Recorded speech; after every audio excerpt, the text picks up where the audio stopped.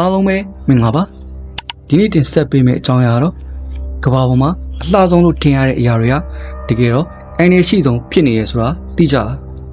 ဒီနေ့မှာ R1 Studio Channel ကနေပြီးတော့ထိလိုက်အောင်နဲ့အသက်ပြောင်းနိုင်တဲ့အထိအစိတ်ပြင်းလွန်းတဲ့တတော်ဟာ10မျိုးအကြောင်းကိုပြောပြပေးသွားမှာပါတချို့ဆိုရင်အရန်သေးပြီမယ်သူတို့ရဲ့စိတ်ကလူယောက်20လောက်ကို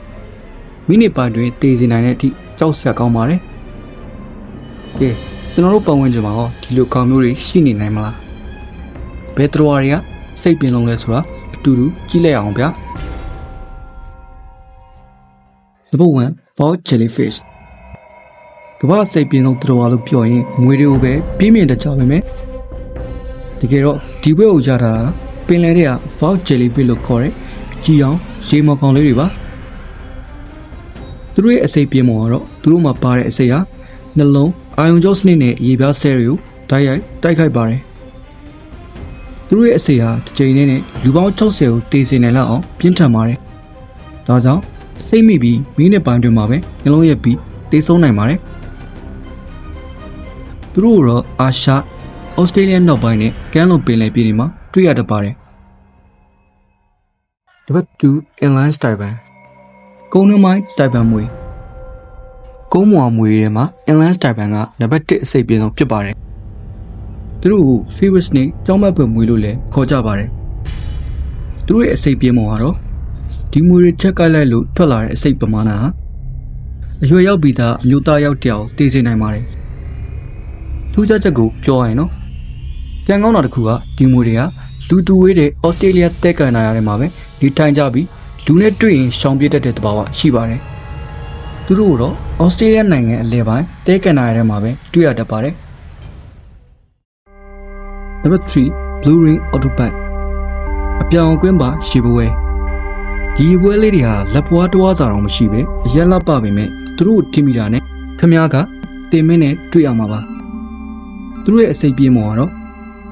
သူတို့ရဲ့အစိတ် Tetrarizing ဟာ1000နဲ့ထက်အစာမောက်ထောင်ကျော်ပိုပြင်းပါတယ်ကြောက်စရာကောင်းသောအချက်တွေကတော့သူတို့ကြိုက်တာကအနဲ့ထိုးတလောက်ပဲနာကျင်တာကြောင့်လူတွေကအကြိုက်ခံရမှန်းမသိတတ်ကြပါဘူးဒါပေမဲ့မိနစ်ပိုင်းအတွင်းမှာပဲအသက်ရှူတဲ့ကြက်သားတွေကအလုံးမလုံးတော့ပဲလီးဖြတ်သလိုဖြစ်ခါတိတ်ဆုံးသွားတတ်ကြပါတယ်သူတို့ကတော့ Pacific သမုဒ္ဒရာနဲ့အိန္ဒိယသမုဒ္ဒရာအတွင်းတနကြောက်တန်းတွေမှာတွေ့ရတတ်ပါတယ် Number 4 Marble Cone Snail စက်ကျင်ကြောက်ပြောက်ခယူဆိုတာနှိကွေးပြီးအန်ရမရှိဘူးလို့ထင်နေပါလား Marble Cone Snail ဆိုတဲ့ခယူကတော့ဒီယူဆကိုပြောင်းလဲပေးပါလိမ့်မယ်သူတို့ရဲ့အစိတ်ပြင်းမော်ကတော့သူတို့ရဲ့အစိတ်တစ်ဆက်ဟာလူပေါင်း20ကိုတည်စေနိုင်ပါတယ်ထူးခြားချက်ကတော့သူတို့ရဲ့အစိတ်ကိုဖြည့်တဲ့စိတ်အခုချိန်ထိမရှိသေးပါဘူးသူတို့ကိုက်လိုက်ရင်အသက်ရှူစက်နဲ့အသက်ဆက်ထားပြီးအစိတ်ပြေသွားမဲ့ချိန်ဝဲစောင့်ရတာပါသူတို့ကိုတွေ့ရှိနိုင်တဲ့နေရာတွေကတော့အပူပိုင်းပင်လယ်ရေပြင်တွေမှာဖြစ်ပါတယ် Number 5 Golden Poison Frog ရွှေအောင်အစိတ်ရှိဖားဒီဖားလေးတွေဟာအရွယ်စား2လက်မလောက်ပဲရှိပြီးအရှောင်းကလည်းအရန်လှပါတယ်ဒါပေမဲ့သူတို့ရဲ့အရေးပြားဟာကမ္ဘာအစိတ်ပြင်းဆုံးလက်နက်တစ်ခုဖြစ်ပါတယ်သူတို့ရဲ့အစိတ်ပြင်းပုံကတော့ဒီဖားတွေရဲ့အရေးပြားပေါ်မှာရှိတဲ့အစိတ်ဟာလူပေါင်း10ယောက်ကနေအယောက်20တီကိုတည်စေနိုင်လောက်အောင်ပြင်းထန်ပါတယ်ထူးခြားချက်ကတော့သူတို့ကိုင်းမီယုံနေမဟုတ်ပဲသူတို့ဖြတ်သွားတဲ့တီးရွက်ကိုထိမီယုံနေတဲ့အစိတ်မိနိုင်ပါတယ်ရှေးခေတ်လူမျိုးစုတွေဟာဒီဖားရဲ့အစိတ်ကိုမြားထိတ်မှာတုတ်ပြီးအမဲလိုက်ရမှာအသုံးပြုခဲ့ကြပါတယ်သူတို့တွေ့ရှိနိုင်တဲ့နေရာတွေကတော့ကိုလံဘီယာနိုင်ငံကမိုးတစ်တော်တွေဖြစ်ပါတယ် Number 6 Stonefish ကြောက်တုံးငါဖြစ်ပါတယ်ဒီငါဟာကမ္ဘာအစိတ်ပြင်းဆုံးငါဖြစ်ပါတယ်ကြောက်တုံးနဲ့တူလွန်းလို့ရေကူးသူတွေကမတော်တဆနင်းမိတတ်ကြပါတယ်သူတို့ရဲ့အစိတ်ပြင်းမှုကတော့ကြောရုံးမှာပါတဲ့ဆူရီယန်နဲ့အစိတ်ကိုထုတ်လွှတ်တာပါသူတို့ကြိုက်ခံရတဲ့နာကျင်မှုက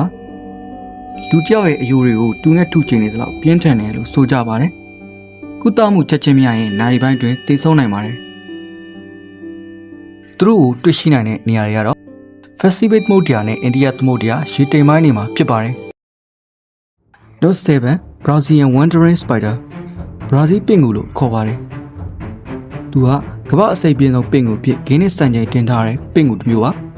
။သူ့ကို Banana Spider လို့လည်းခေါ်ကြပါတယ်။သူ့ရဲ့အစိတ်ပြင်းမော်ကတော့ သူတို့ရဲ့အစိတ်ဟာအာယုံကြောစနစ်ကိုတိုက်ခိုက်ပြီးပြင်းထန်တဲ့နာကျင်မှုပေးပါတယ်။ကြိုက်ခံရရင်အသက်ရှူကျက်တာနဲ့ကြွက်သားတွေလေဖက်တာမျိုးဖြစ်နိုင်တာကြောင့်အန္တရာယ်ကြီးဆုံးသရဝါဖြစ်ပါတယ်။သူတို့ရဲ့ထူးခြားချက်ကတော့